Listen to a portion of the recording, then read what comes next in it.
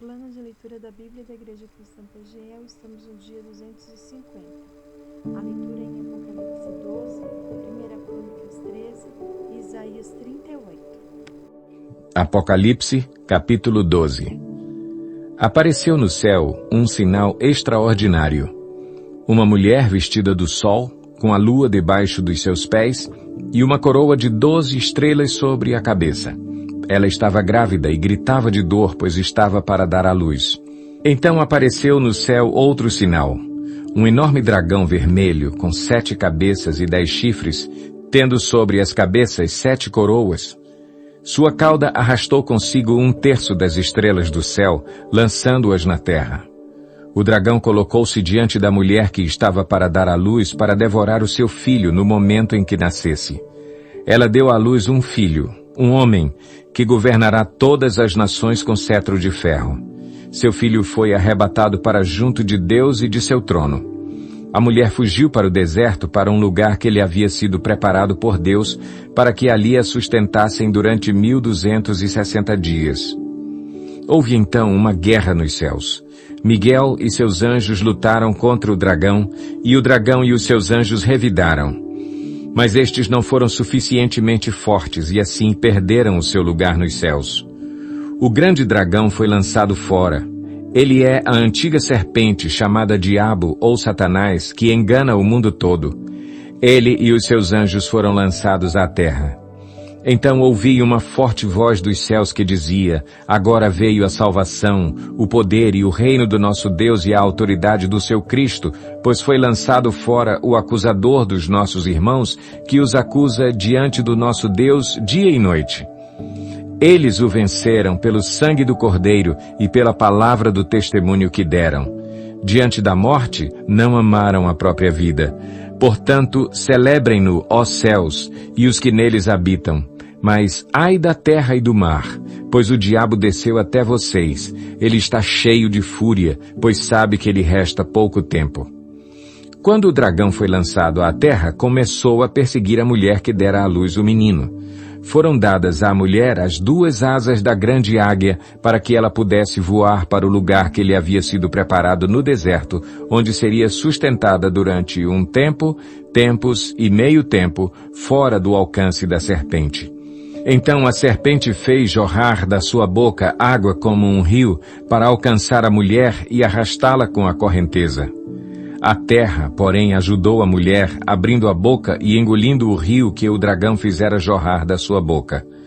O dragão irou-se contra a mulher e saiu para guerrear contra o restante da sua descendência, os que obedecem aos mandamentos de Deus e se mantêm fiéis ao testemunho de Jesus. Então o dragão se pôs em pé na areia do mar. Capítulo 13.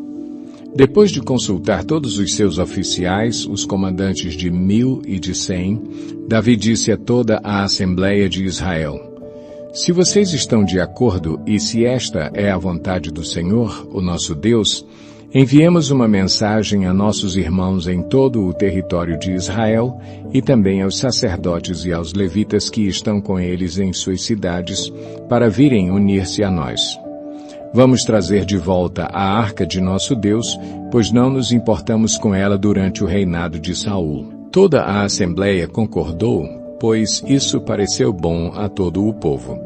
Então Davi reuniu todos os israelitas desde o rio Sior, no Egito, até Lebo-Amate, para trazerem de Quiriate-Jearim a arca de Deus. Davi e todos os israelitas foram a Baalá, que é Quiriate-Jearim, em Judá, para buscar a arca de Deus, o Senhor, que tem o seu trono entre os querubins, a arca sobre a qual o seu nome é invocado.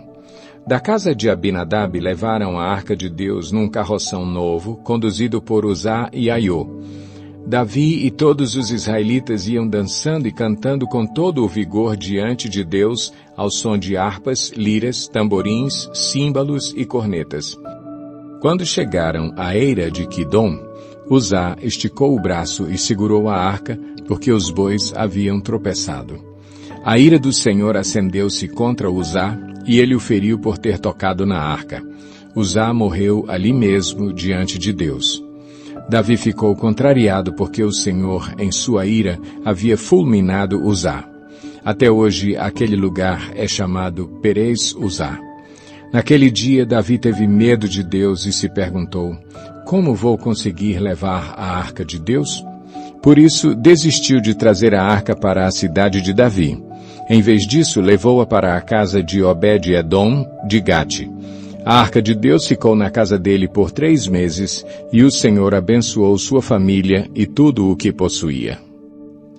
Isaías 38. Naqueles dias, Ezequias ficou doente à beira da morte. O profeta Isaías, filho de Amós, foi visitá-lo e lhe disse: assim diz o Senhor, ponha a casa em ordem, porque você vai morrer. Você não se recuperará. Ezequias virou o rosto para a parede e orou ao Senhor. Lembra-te, Senhor, de como tenho te servido com fidelidade e com devoção sincera, e tenho feito o que tu aprovas. E Ezequias chorou amargamente. Então a palavra do Senhor veio a Isaías. Vá dizer a Ezequias: assim diz o Senhor, o Deus de seu antepassado Davi. Ouvi sua oração e vi suas lágrimas. Acrescentarei 15 anos à sua vida, e eu livrarei você e esta cidade das mãos do rei da Assíria. Eu defenderei esta cidade. Este é o sinal de que o Senhor fará o que prometeu. Farei a sombra do sol retroceder os 10 degraus que ela já cobriu na escadaria de Acais, e a luz do sol retrocedeu os 10 degraus que tinha avançado. Depois de recuperar-se dessa doença, Ezequias, rei de Judá, escreveu o seguinte: eu disse, no vigor da minha vida tenho que passar pelas portas da sepultura e ser roubado do restante dos meus anos? Eu disse, não tornarei a ver o Senhor na terra dos viventes.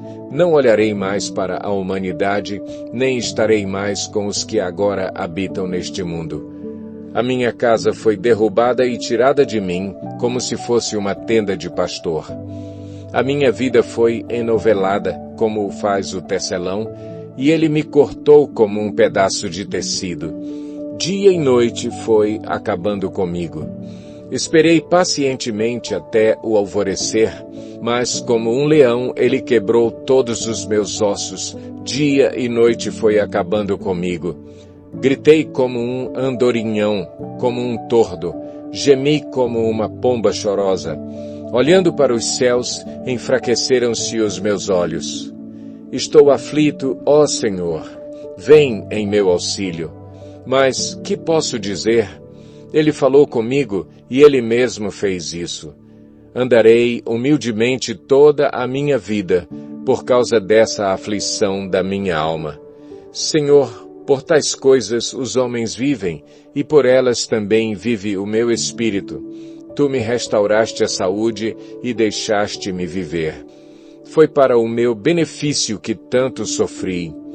Em teu amor me guardaste da cova da destruição, lançaste para trás de ti todos os meus pecados, pois a sepultura não pode louvar-te, a morte não pode cantar o teu louvor. Aqueles que descem à cova não podem esperar pela tua fidelidade. Os vivos, somente os vivos te louvam, como hoje estou fazendo. Os pais contam a tua fidelidade a seus filhos. O Senhor me salvou. Cantaremos com instrumentos de corda todos os dias de nossa vida no templo do Senhor. Isaías dissera, apliquem um emplastro de figos no furúnculo e ele se recuperará. Ezequias tinha perguntado, qual será o sinal de que subirei ao templo do Senhor?